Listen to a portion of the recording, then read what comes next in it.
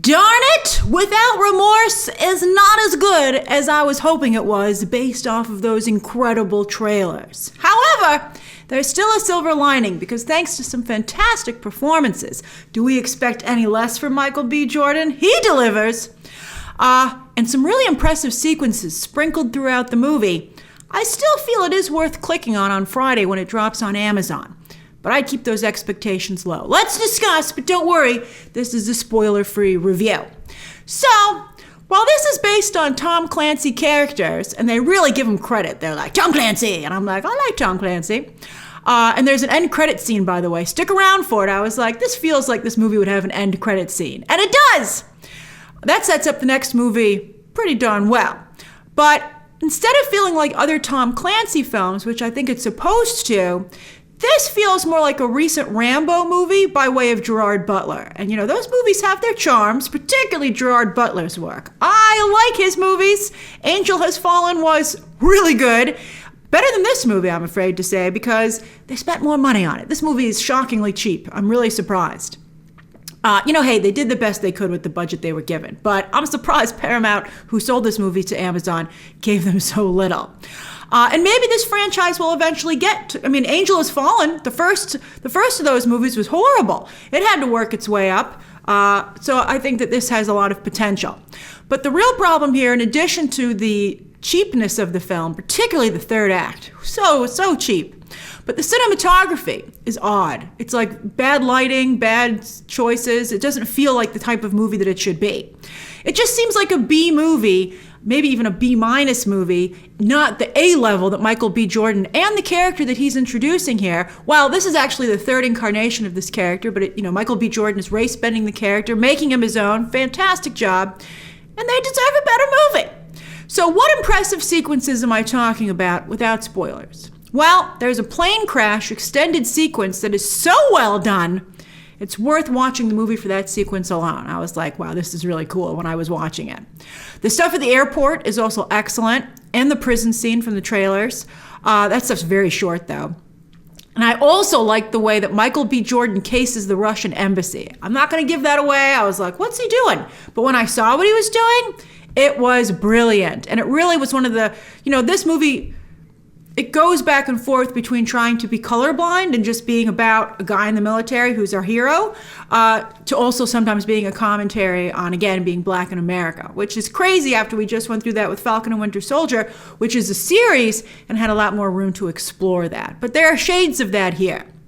And there are also moments here and there where director Stefano Sollima makes very interesting visual choices that elevate the material. I would be like, oh, that's a nice camera choice. Oh, I like following along that way. That's cool. So that was nice. But the third act in particular, that just really hurts this movie. I was going along pretty good until they hit the third act. They have a big set piece. Now, not only does the plot go sideways during this sequence, the movie thinks it's being clever, but it's just convoluted. I was like, I still don't get it. And if it's what I think it is, that's actually not that cool. And it seems kind of like a little bit of a waste of our time. But then also, the sequence itself, the location is just so cheap. Like, if this was a student film, you'd be like, I can't believe we have this location. We can blow the schmungabadoo out of it. But in a big professional film, you're like, are we really just going to stay in this building? And these hallways are way too wide. No one has hallways this big unless they know they're fighting an action sequence in it. It seemed like a stunt spectacular. And it kind of took me a little bit out of the movie because of that. I was just like, I can't believe that this is so clearly a set.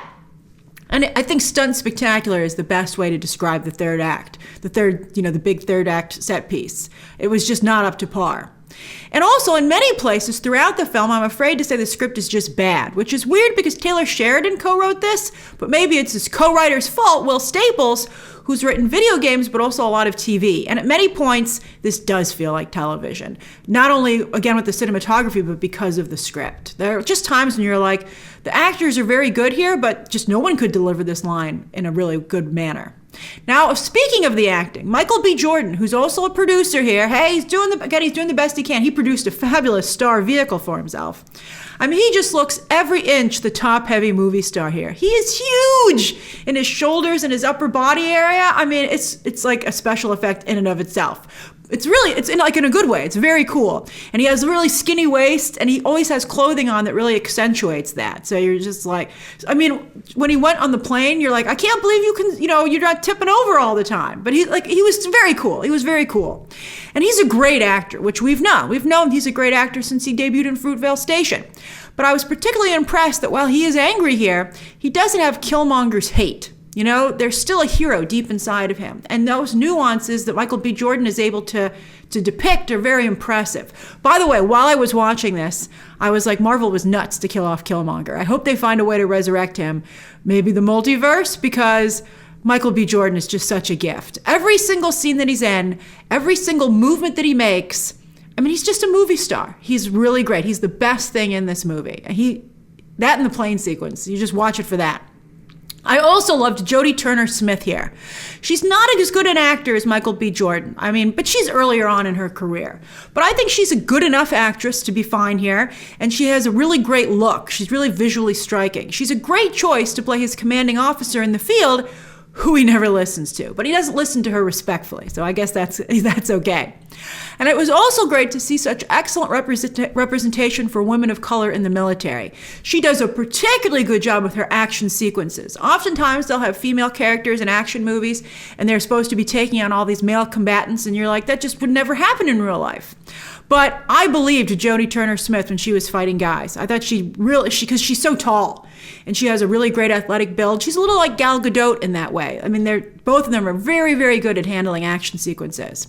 Both have like a model look. Charlize Theron also, by the way, interestingly enough, very good at action sequences.